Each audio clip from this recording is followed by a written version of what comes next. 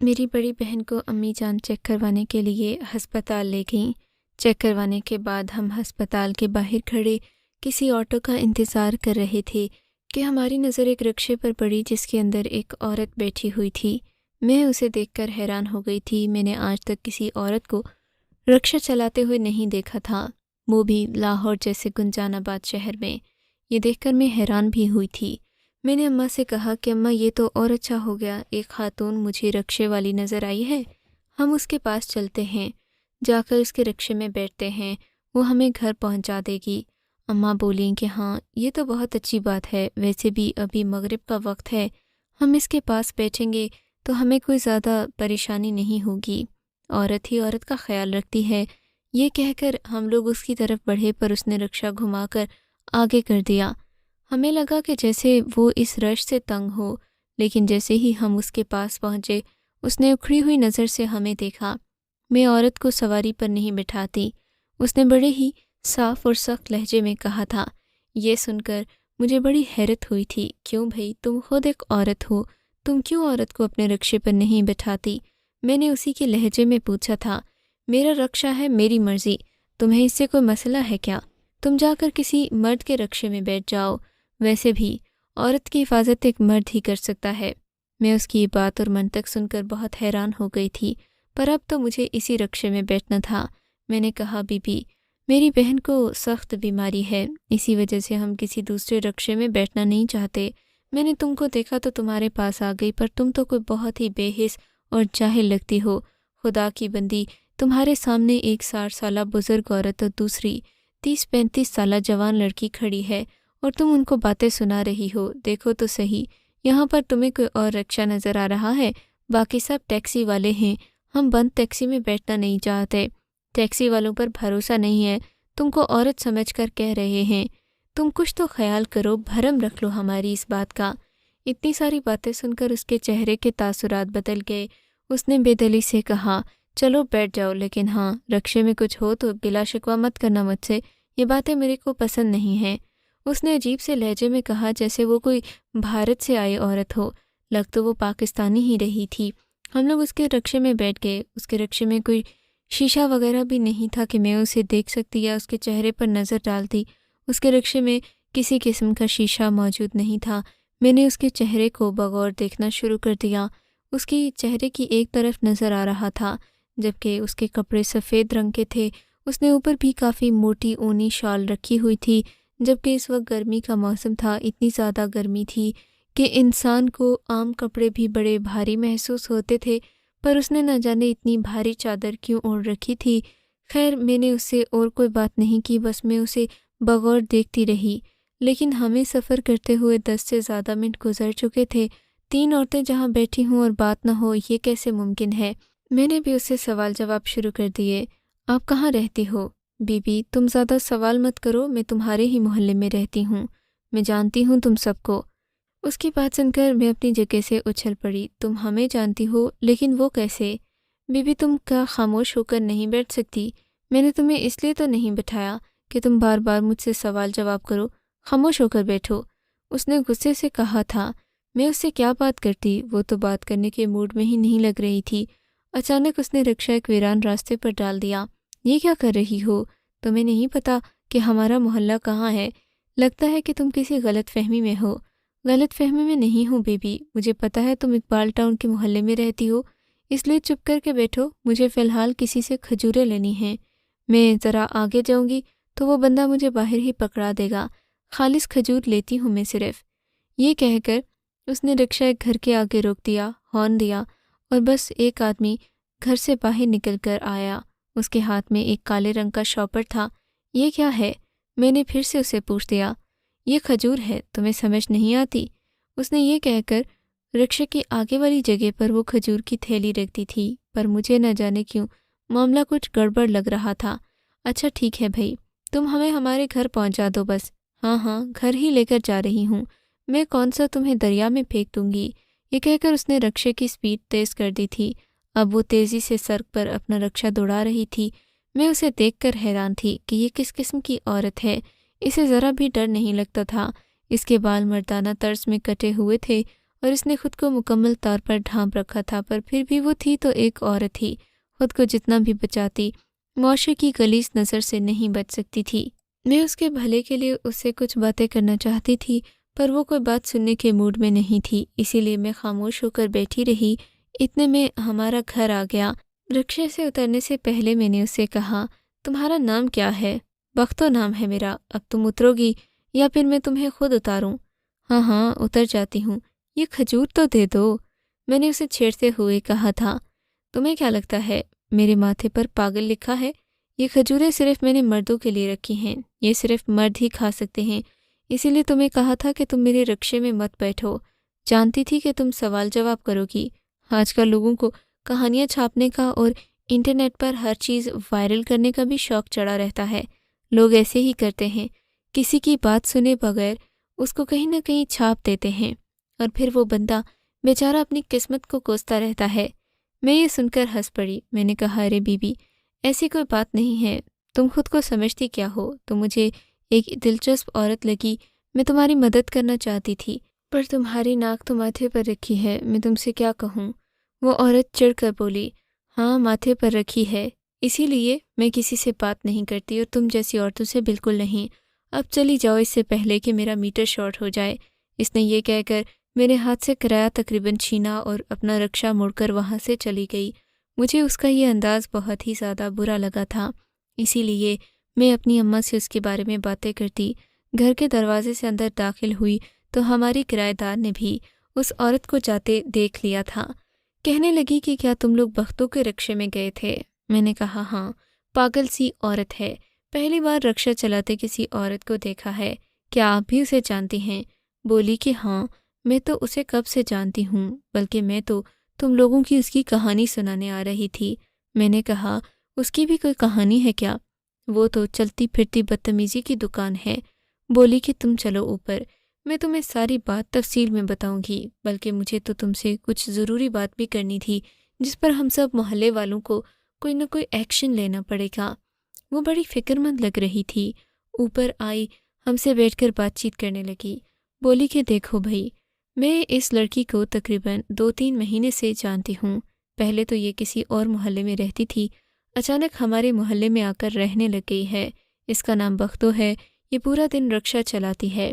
مجھے نہیں معلوم کہ یہ ان پیسوں کا کیا کرتی ہے، لیکن اس کی حالت دیکھ کر تو لگتا ہے جیسے یہ رکشہ نہیں چلاتی بلکہ کوئی اور کام کرتی ہے۔ کوئی اور کام سے آپ کی مراد؟ میں نے دلچسپی لیتے ہوئے پوچھا تھا۔ تم بھی خوب سمجھتی ہو، کام تو بہت سارے ہیں، اور پھر یہ خود ہی تو کہتی ہے کہ یہ اپنے رکشے میں کسی عورت کو نہیں بٹھاتی، ہمیشہ مرد سواریوں کے ساتھ ہی یہ سفر کرتی ہے۔ آخر اس کی بھی تو کوئی وجہ ہے، تم بھی عورت ہو، تم بتاؤ، کیا تم کسی عورت کے ساتھ سفر کرنے میں زیادہ محفوظ محسوس کرو گی یا کسی مرد کے ساتھ؟ مجھے تو اس عورت کی سمجھ نہیں آتی، یہ جو باتیں کرتی ہے مجھے صاف سمجھ آتی ہے کہ یہ کس بارے میں بات چیت کرتی ہے۔ ظاہر ہے ہم عورتوں سے اتنی زیادہ بے رخی سے بات کرتی ہے، پر مردوں سے تو اچھے سے ہی کرتی ہوگی یقیناً۔ ایسی بدچلن عورتیں صرف مردوں کو ہی گھاس ڈالتی ہیں، عورتوں سے ان کی نہیں بنتی، ان کے دوست بھی مرد ہی ہوتے ہیں۔ یہ باتیں ہم کر ہی رہے تھے کہ میرا بھائی کمرے میں آ گیا، بولا کہ تم لوگ کیا بختوں کے بارے میں بات کر رہے ہو؟ میں نے کہا ہاں۔ کہنے لگا کہ خبردار جب تم نے آئندہ بختوں کے بارے میں کوئی ایک بھی چغلی کی۔ میں نے بھائی کو سر اٹھا کر دیکھا۔ میں نے کہا، بھائی کیا باقی مردوں کی طرح تم بھی بختوں کے دیوانے ہو؟ بھائی کو یہ بات بہت بری لگی۔ آئندہ منہ سے ایسی بات مت نکالنا، میں تمہیں آخری بار کہہ رہا ہوں۔ میرا بھائی یہ کہہ کر کمرے سے باہر تو چلا گیا، لیکن وہ کرایہ دار خاتون جس کا نام نادیہ تھا اپنے کانوں کو ہاتھ لگانے لگی۔ بولی کہ تم خود ہی دیکھ لو، اس نے اس محلے کے مردوں کو کس قدر پاگل کر رکھا ہے کہ کوئی بھی اس کے خلاف ایک لفظ سننا پسند نہیں کرتا، اور تم اپنے بھائی کو ہی دیکھ لو، مجھے تو لگتا ہے اس نے تمہارے بھائی پر بھی ڈورے ڈالنا شروع کر دیے ہیں، ورنہ تمہارا بھائی آ کر میرے سامنے تمہاری بے عزتی کیوں کرتا؟ میں بھی اس بات پر بہت پریشان ہو گئی تھی۔ وہ عورت تو چلی گئی، میں بختوں کے بارے میں سوچنے لگی۔ تبھی میں نے سوچا کیوں نہ میں اپنی سہیلی سمرین کو اس بارے میں بتاؤں، وہ بختوں کا کوئی نہ کوئی علاج کر ہی دے گی۔ ویسے تو نادیہ یہ کہہ رہی تھی کہ سب محلے والے مل کر بختوں کو اس جگہ سے نکالیں گے۔ میں نے بھی اس بات پر اس سے اتفاق کیا تھا، کیونکہ بختوں بہت ہی بدتمیز اور مشکوک عورت تھی۔ اس نے ہر وقت اپنے رکشے میں کھجوروں کا ایک ڈبہ رکھا ہوتا تھا۔ وہ کہتی کہ یہ کھجوریں میں صرف مردوں کو دیتی ہوں۔ مجھے یہ بات بڑی عجیب لگی تھی۔ بہرحال میں نے اپنی سہیلی سمرین سے اس بات کا ذکر کیا۔ کہنے لگی اس میں کون سی مشکل بات ہے، ہم دونوں مرد کا حلیہ دھار کر چلتے ہیں، دیکھتے ہیں کہ وہ ہمیں دیکھ کر کیا بات کرے گی۔ اگر تو اس نے ہم سے بھی اسی طرح بدتمیزی سے بات کی تو مطلب کہ اس میں کچھ خاص نہیں، لیکن اگر ہم سے اس نے کوئی میٹھی بات کی یا ہمیں کوئی اور اشارہ دینے کی کوشش کی تو ہم ادھر ہی سمجھ جائیں گے۔ پھر میرے ساتھ میری سہیلی سمرین بازار تک گئی۔ ہم نے نقلی مونچھیں داڑھی لی، مردوں کے کپڑے پہنے۔ میں نے اماں سے مختصر سی اجازت لی۔ اماں اس بات پر بالکل بھی راضی نہیں تھیں۔ کہنے لگیں کہ وہ تو ایک تیز عورت ہے، اس نے دنیا دیکھی ہوئی ہے، وہ تم لوگوں کو کہیں بیچ کر ہی نہ کھا جائے۔ میں نے کہا اماں خدا کا خوف کرو، ہم لوگ تو مردوں کا روپ دھار کر جائیں گے، اسے کیا پتہ چلے گا۔ اماں سے زیادہ بحث نہیں کی۔ میں اور سمرین باہر گلی میں آ گئے۔ ہم جاتے ہی اس کے رکشے میں بیٹھ گئے۔ اے بختو، ہمیں شالمی مارکیٹ لے جاؤ۔ میں نے لاہور کی مشہور شاہ عالم مارکیٹ کا نام لیتے ہوئے کہا تو ہنس کر بولی، لڑکیوں تم کل کی ہو، مجھے بیوقوف بنانے کی کوشش نہ کرو، میرے رکشے سے اترو ورنہ میں تم لوگوں کو خود اتار کر پھینک دوں گی۔ میں کب سے دیکھ رہی ہوں تم دونوں میرے پیچھے پڑی ہو، چھٹانگ بھر کی ہو نہیں اور باتیں بڑی بڑی کرتی ہو۔ تم نے مجھے پاگل سمجھ رکھا ہے کیا؟ میں عورت کی جسامت اچھے سے پہچانتی ہوں، اتر جاؤ، کہیں میرے متھے نہ لگ جانا۔ تمہارے اماں ابا کیا تمہیں کچھ نہیں کہتے جو ایسی حرکتیں کرتی ہو؟ بختوں کی چالاکی دیکھ کر میں اور سمرین ایک دوسرے کا منہ دیکھنے لگے۔ ہم تو ہکا بکا ہی رہ گئے تھے۔ بختوں کی نظر عقاب اور چیل سے بھی گہری تھی۔ ہم تو سوچ رہے تھے کہ وہ ہمیں لے کر جائے گی، ہم سے کوئی بات چیت کرے گی تو ہم اس کے راز سے آگاہ ہو جائیں گے، پر وہ تو لگتا تھا جیسے کسی صورت بھی پگھلنے والی نہیں ہے، نہ ہی ہمیں اس کا راز معلوم ہونے والا ہے۔ ہم لوگ مایوس سے گھر لوٹ آئے۔ ہمیں دیکھ کر اماں نے اللہ کا شکر ادا کیا، بولیں کہ بیٹی شکر کرو کہ بختوں نے تم لوگوں کو اپنے ساتھ نہیں لیا، ورنہ خدا جانے کیا ہوتا۔ میں تو خود بھی ڈر رہی تھی۔ تمہارے جانے کے بعد مجھے احساس ہوا کہ مجھے تمہیں اس کام کی اجازت نہیں دینی چاہیے تھی۔ میں نے سمرین سے کہا کہ اب تو بختوں سے بات اگلوانے کا ایک ہی طریقہ ہے کہ تم اپنے بھائی سے کہو وہ بختوں کے رکشے میں بیٹھے اور پھر جا کر اسے کہے کہ میں تمہارے ساتھ کچھ وقت گزارنا چاہتا ہوں۔ مجھے تو پکا یقین ہے کہ بختوں ہی بد چلن عورت ہے، اسی کی وجہ سے محلے کی سب عورتیں پریشان ہیں، سب کو لگتا ہے کہ وہ ان کا مرد چھین لے گی۔ آخر ایسا ایک عورت کے بارے میں انہیں کیوں لگتا ہے؟ کوئی تو وجہ ہوگی نا۔ میری بات سن کر سمرین سر ہلانے لگی اور بولی، ٹھیک ہے، میں اپنے بھائی کو بھیجوں گی، اسے کہوں گی کہ وہ جا کر بختوں کے رکشے میں بیٹھے اور اس کی حقیقت معلوم کرے۔ اگلے دن مجھے سمرین کا بے صبری سے انتظار تھا، پر جو بات اس نے مجھے بتائی اس نے تو میرے کانوں سے دھواں نکال دیا۔ سمرین کہنے لگی کہ بختوں کے بارے میں تو میرا بھائی ایک لفظ سننے کو تیار نہیں ہے۔ میں نے جب بھائی سے کہا کہ بختوں ایک بد چلن عورت ہے، وہ مردوں کو پھانس رہی ہے، ان پر ڈورے ڈال رہی ہے، تو میرے بھائی نے مجھے ہی چپ رہنے کا کہا۔ کہنے لگا کہ تم خواہ کسی عورت کے بارے میں باتیں نہ کرو، میں اسے اچھے سے جانتا ہوں، اس میں ایسی کوئی بات نہیں ہے، اور خبردار جو آئندہ تم نے بختوں کے بارے میں کسی سے بھی بات کی۔ یہ سن کر میں بھی خاموش تھی۔ آخر بختوں میں ایسا کیا تھا کہ سب مرد اس کے لیے لڑنے مرنے پر تیار ہو جاتے تھے؟ مجھے اس کی یہ بات سمجھ نہیں آئی تھی۔ میں نے یہ بات جا کر اماں کو بتائی۔ میں نے کہا، ماں خدا جانے کہ یہ بختوں محلے کے مردوں کے کان میں ایسا کیا پڑھ کر پھونکتی ہے، یا تو ان کے بستر گرم کرتی ہے یا تو کوئی اور چکر ہے جس کی وجہ سے کوئی بھی مرد اس کے خلاف بولنے پر تیار نہیں ہوتا۔ میرے بھائی نے یہ سنا تو وہ بھی اپنے کمرے سے باہر آ گیا، بولا کہ تم آئندہ بختوں کے بارے میں ایسی باتیں مت کرنا ورنہ مجھ سے برا کوئی نہیں ہوگا۔ میں نے کہا، کیوں؟ تمہیں بختوں جیسی طوائف سے کیا ہمدردی ہو گئی کہ تم اپنی بہن سے لڑنے پر تیار ہو گئے؟ میرا یہ کہنا تھا کہ بھائی نے آگے بڑھ کر میرے منہ پر ایک زوردار تھپڑ جڑ دیا۔ میں تو اپنا گال سہلانے لگی، میری آنکھوں میں بے شمار حیرت تھی۔ بھائی نے مجھے تھپڑ مارا تھا، وہ بھی ایک انجان عورت کے لیے۔ یہ سن کر اماں بھی کچن سے باہر آ گئیں۔ مجھے انہوں نے اپنے سینے سے لگا لیا اور بھائی سے غصے سے بولیں، لگتا ہے تم بھی اس طوائف کی زلف کے اسیر ہو گئے ہو۔ میں تمہارے باپ سے بات کرتی ہوں، اس بدمعاش اور بدبخت عورت کو اس محلے سے نکالیں۔ ہر مرد اس کے لیے پاگل ہوا جا رہا ہے۔ تمہیں کوئی شرم و حیا ہے کہ تم نے اپنی بہن پر ہاتھ اٹھایا ہے اس آوارہ اور بدچلن عورت کے لیے؟ بھائی کے چہرے پر کوئی ندامت نہیں تھی، وہ تو مسلسل دانت پیستے ہوئے میری طرف دیکھ رہا تھا جیسے مجھے کھا جائے گا۔ آئندہ بختوں کے بارے میں آپ لوگ کوئی بات نہیں کرو گے۔ بھائی کیوں نہیں کریں گے؟ ہمارا اپنا گھر ہے، ہم جس مرضی کے بارے میں بات کریں۔ تم ہوتے کون ہو ہمیں روکنے والے؟ آج تمہارے باپ کو آنے دو، اس سے تمہاری شکایت کرتی ہوں۔ اماں بار بار ابا کی دھمکیاں دے رہی تھیں کہ تبھی گھر کا دروازہ کھلا اور ابا گھر میں داخل ہوئے۔ اماں نے من و ان ساری بات ان کو بتا دی، بلکہ دو چار خود سے بھی لگا دیں۔ ابا بھی بڑے حیران ہوئے تھے۔ ابا نے بھائی سے پوچھا کہ تم بختوں کے لیے اتنے پاگل کیوں ہو رہے ہو؟ کہنے لگا، ابا مجھے اچھا نہیں لگتا کہ وہ لوگ ایک پاک عورت کے بارے میں اس طرح کی باتیں کریں۔ آپ کو نہیں معلوم کیا کہ گھر میں غیبت کرنا کتنی بری بات ہے؟ گھر کا مرد ہونے کی حیثیت سے میری یہ ذمہ داری بنتی ہے کہ میں ان کو برے کاموں سے روکوں۔ بیٹا بات اتنی سادہ لگ تو نہیں رہی جتنی تم بنا کر پیش کر رہے ہو۔ تم کو تو اسلام کا ایک لفظ اور حرف نہیں پتہ۔ آج تم غیبت کے بارے میں ہمیں لیکچر دے رہے ہو، اس سے پہلے تو تم خود کئی لڑکیوں کے بارے میں آ کر گھر میں باتیں کرتے رہے۔ اب ایسا کیا ہو گیا ہے؟ ابا بیوی ہے وہ میری، بختو میری بیوی ہے، اس کے بارے میں کوئی بات کرے تو مجھے بالکل اچھا نہیں لگتا۔ یہ بات سن کر ہمارے سر پر ایک اور بجلی آ گری تھی۔ بختوں کے بارے میں اس حقیقت کا تو ہمیں پتہ ہی نہیں تھا۔ یہ تم کیا کہہ رہے ہو بیٹا؟ ہوش میں تو ہو تم؟ ایسی عورتیں ہزار مردوں کے ساتھ رہتی ہیں، وہ کسی ایک کی ہو کر نہیں رہ سکتی۔ اور اگر اس نے تم سے کوئی وعدہ کر ہی لیا ہے تو مرضی تمہاری ہے، تم اسے وعدہ سمجھو یا پھر ایک اشارہ سمجھو جو وہ نہ جانے کتنے مردوں کو دیتی ہوگی۔ اماں کی بات سن کر بھائی نے اور زیادہ غصے میں چلانا شروع کر دیا۔ کہنے لگا کہ آپ لوگ اس کے بارے میں غلط باتیں مت کریں ورنہ میں اس گھر سے چلا جاؤں گا، میں اسی کے ساتھ رہوں گا۔ یہ کہہ کر بھائی نے گھر کا دروازہ کھولا اور گھر سے نکل گیا۔ وہ رات ہمارے گھر میں بہت فکر والی تھی، ہم لوگ بہت پریشان تھے، سمجھ نہیں آتا تھا کہ کیا کریں۔ بختوں تو میرے بھائی کو بھی لے اڑی تھی، اس سب کے پیچھے کس کا ہاتھ تھا ہمیں نہیں پتہ تھا۔ وہ رات بھائی گھر نہیں آیا، ابا بھی بہت پریشان تھے۔ ہمیں تو اس بختوں کی حقیقت کے بارے میں پتہ بھی نہیں تھا، ہم لوگ تو بس باتیں کر رہے تھے، لیکن ہمیں کیا پتہ تھا وہ ہمارے گھر میں ہی نقب لگائے بیٹھی ہے۔ اگلے دن جو ہوا اس نے ہم پر حقیقت بھی آشکار کر دی تھی اور ہمارا نظریہ بھی بختوں کے بارے میں تبدیل کر دیا تھا۔ ابا گھر میں داخل ہوئے تو ان کے ساتھ بھائی اور بختوں دونوں ہی تھے۔ بیٹی میں اب اس لڑکی کو اپنی بہو بنا کر رکھوں گا، تم لوگ بھی اس کی عزت کرنا اور باقی معاملات تو خود ہی سمجھ آ جائیں گے۔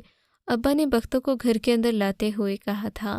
ابا ایک رحم دل انسان تھے، لیکن اتنے بیوقوف ہوں گے مجھے بھی نہیں پتہ تھا۔ ابا بھی بختوں کی باتوں میں آ گئے تھے۔ یہ بات پورے محلے میں پھیل گئی کہ اشرف کے گھر میں بختوں بہو بن کر آ گئی ہے۔ سب عورتیں اس بات پر بڑی حیران تھیں، سب اسے دیکھنے آ رہی تھیں اور عجیب عجیب باتیں بھی کر رہی تھیں، لیکن بختوں اس سب سے ماورا بے نیاز اپنے کمرے میں بیٹھی میرے بھائی کے ساتھ خوشگپیوں میں مصروف تھی۔ مجھے بختوں کی ڈھٹائی پر حیرت ہو رہی تھی۔ تبھی میں اس کے کمرے میں جا پہنچی۔ میں نے کہا، بختوں تمہیں پتہ ہے محلے والے تمہارے بارے میں کیا باتیں کر رہے ہیں؟ وہی جو تم کر رہی تھی۔ بختوں نے اتراتے ہوئے کہا تھا۔ میرا بھائی اٹھ کر کھڑا ہوا اور بولا، میری بہن مجھے معاف کر دو کہ میں نے تم پر بختوں کی وجہ سے ہاتھ اٹھایا، پر تم نے بات ہی ایسی کی تھی کہ مجھے غصہ آ گیا۔ دراصل بختوں کا تعلق ایک پختون علاقے سے ہے، تم اسے معمولی لڑکی نہ سمجھو، یہ بہت غیرت مند لڑکی ہے۔ یہاں پر رکشا اس لیے چلاتی ہے کہ اپنے گھر والوں کا خیال رکھ سکے اور ان کی مدد کر سکے۔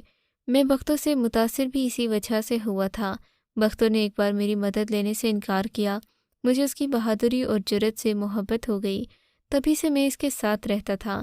پھر ایک دن میں نے اسے شادی کی پیشکش کی تو اس نے کہا کہ کوئی بھی اس شادی کے لیے نہیں مانے گا۔ سچ تو یہ ہے کہ بختوں بھی حالات سے تنگ آ چکی تھی، وہ مردوں کے ساتھ سفر کر کر کے تھک چکی تھی، اسے لگتا تھا جیسے اب وہ یہ کام نہیں جاری رکھ سکے گی، اسی لیے ہم نے کورٹ میرج کر لی۔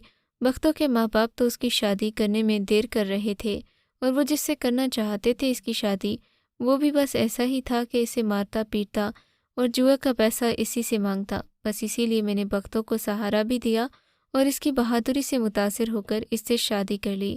رہی بات ان کھجوروں کی، تو یہ مت سمجھو کہ مجھے کسی چیز کے بارے میں پتہ نہیں، مجھے سب پتہ ہے۔ بختوں نے نشہ آور دوا اپنے رکشے میں رکھی ہوتی تھی کہ اگر کوئی مرد بدتمیزی کرے گا تو اس کے چہرے پر مار دے گی۔ اور رہی بات عورتوں کی کہ یہ عورتوں کو اپنے رکشے میں کیوں نہیں بٹھاتی، تو عورتیں جا کر محلے میں طرح طرح کی باتیں کرتی ہیں، پھر یہ بات سب کے درمیان پھیل جاتی کہ یہ عورت رکشہ چلاتی ہے۔